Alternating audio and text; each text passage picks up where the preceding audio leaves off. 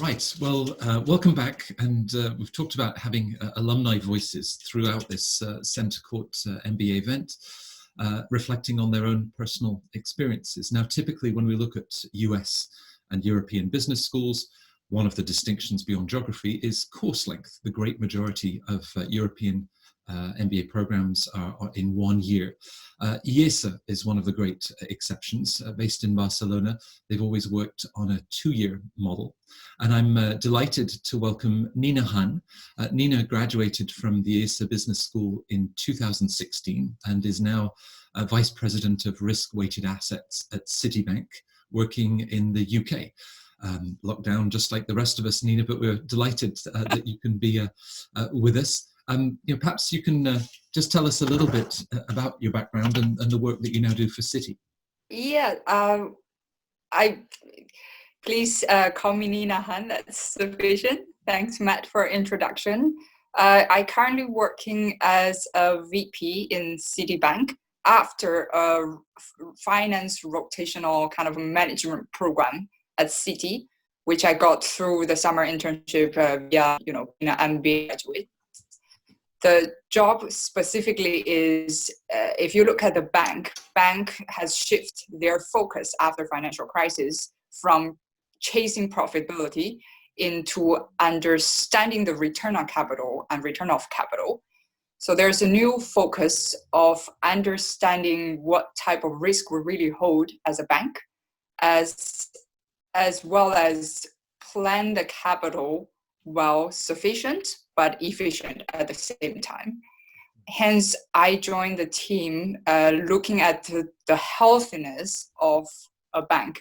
Do we have enough capital buffer for, to beat the next potential crisis coming? I guess now is the water at this moment. That's right. We get to test all of your work in the current crisis. Are you reasonably confident? Of course, it's very difficult to make predictions.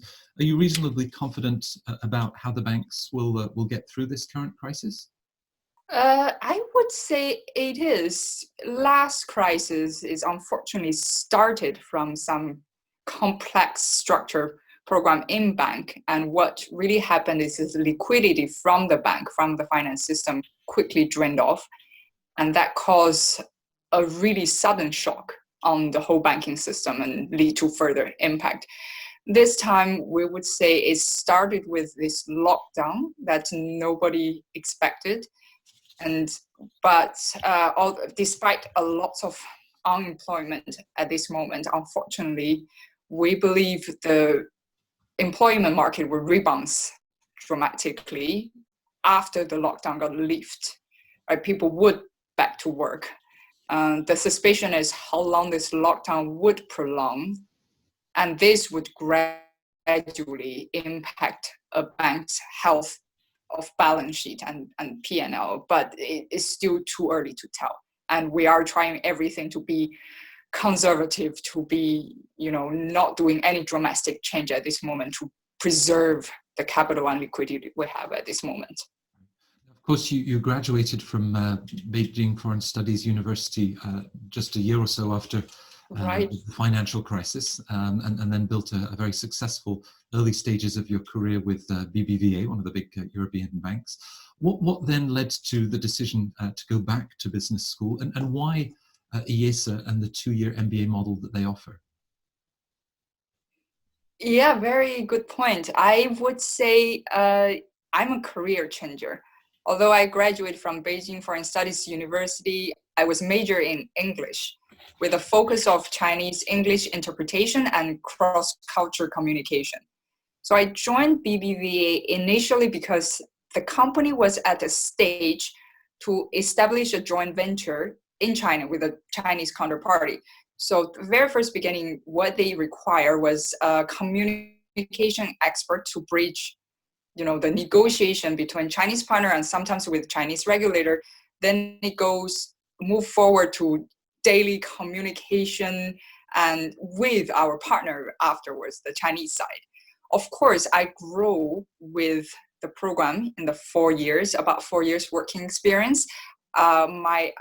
thanks to my very open-minded managers who allows me to work with product team of a private bank, so understand how you structure a product, then work with the finance team, of course, understanding how you understand the profitability and performance of a business through numbers, and working with marketing and sales team. I have direct interact with our clients, understanding customer acquisition, customer needs, how we target customer. So all this built me from a pure communication expert into understanding comprehensive business, specialized in bank. After 4 years, it's come to a point I do feel the motivation to understand comprehensively of how business and perform, how to manage a business in general. I guess the idea of MBA comes naturally. Especially as you mentioned, there are two things contribute to the idea of IESE. One is I do want an MBA and I do want a 2-year program, because what I was looking for is career changing. I know it's going to be difficult. I need more time, full time devoted to learn the knowledge required. Instead of I would understand there are more people looking for acceleration of their career. So 2 years was important in my decision making. And yes, I was to a degree a happy coincidence, to be frank. As non-Spanish speaker, I wasn't aware of IESE, but I went to discuss my career development with my the senior manager who's from Madrid, and he turned out to be one of the IESE alumni many years ago.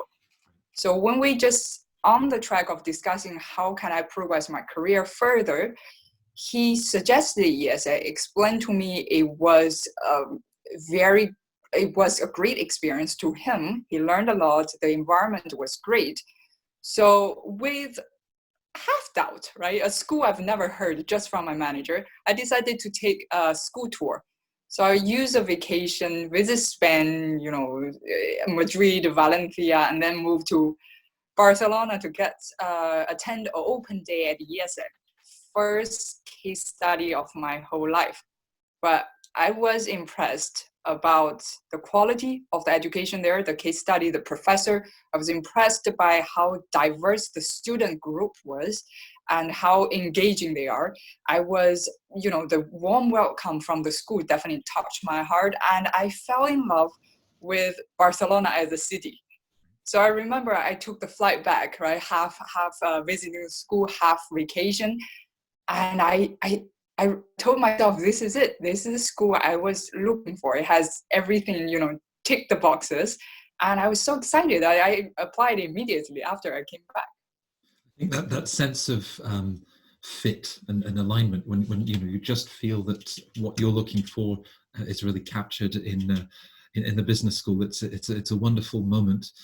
You mentioned, of course, the case method, and part of IESE's heritage was the Harvard Business School as one of the founding institutions for the school.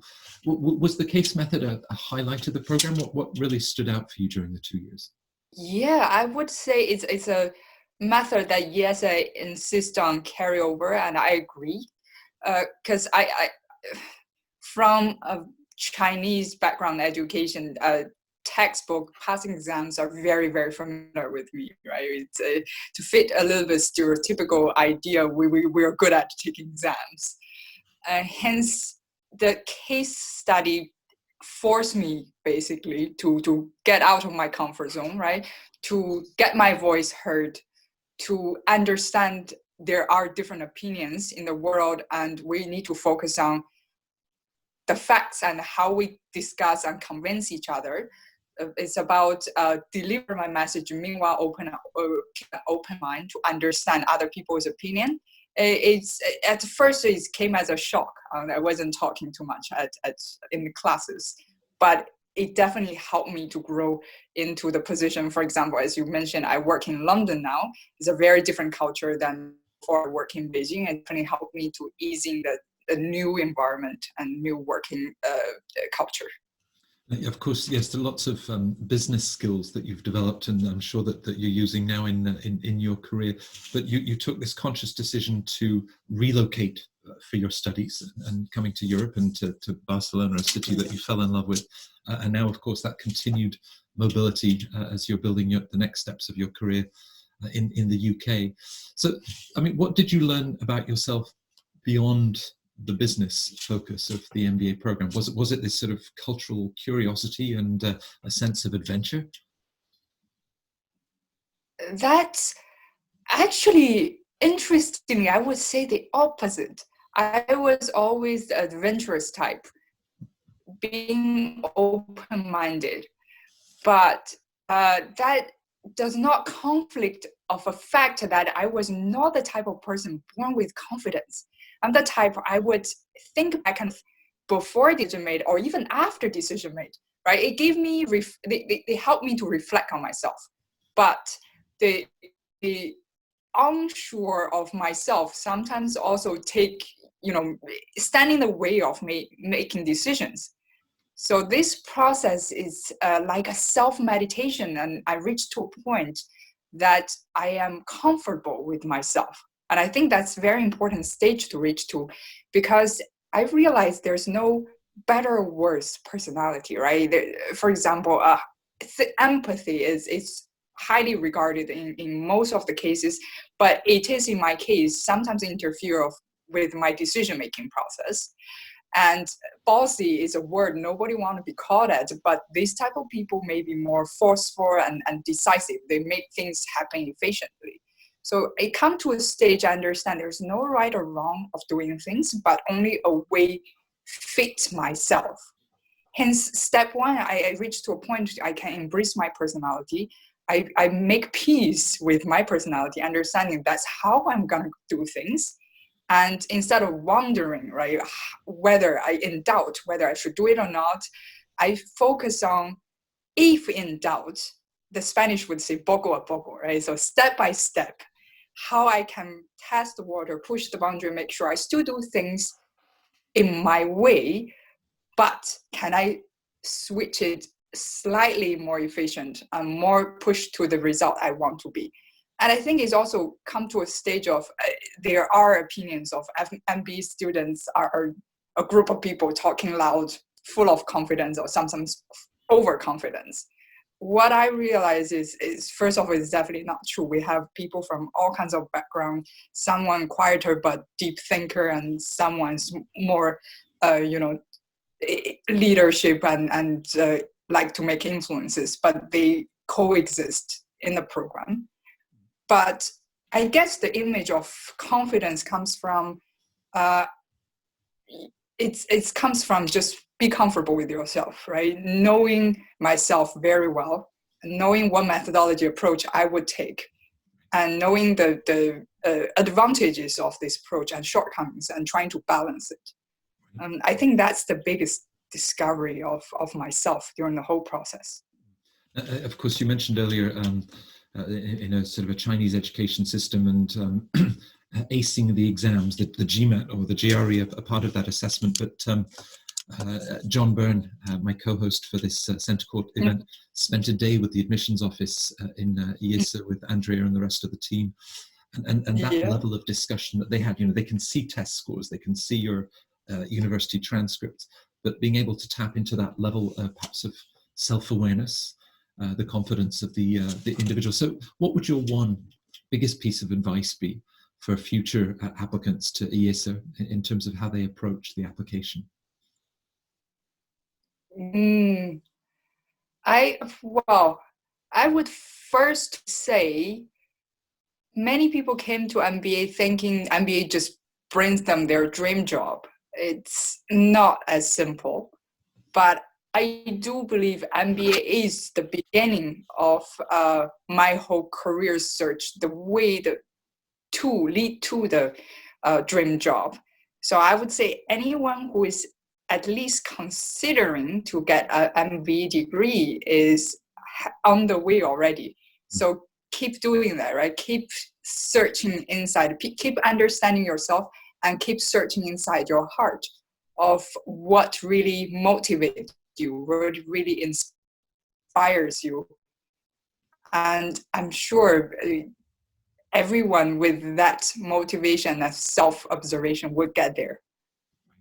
We'll all be searching inside ourselves for how business school fits into people's next steps, both personally and professionally. Nina Han, I want to thank you very much for taking the time to share your own very thoughtful and insightful perspectives. We hope that lockdown lifts very soon, have the chance to meet in person. But thank you again for being with us for the CentreCourt Festival. Nice talking to you too, Matt. Thank you for today.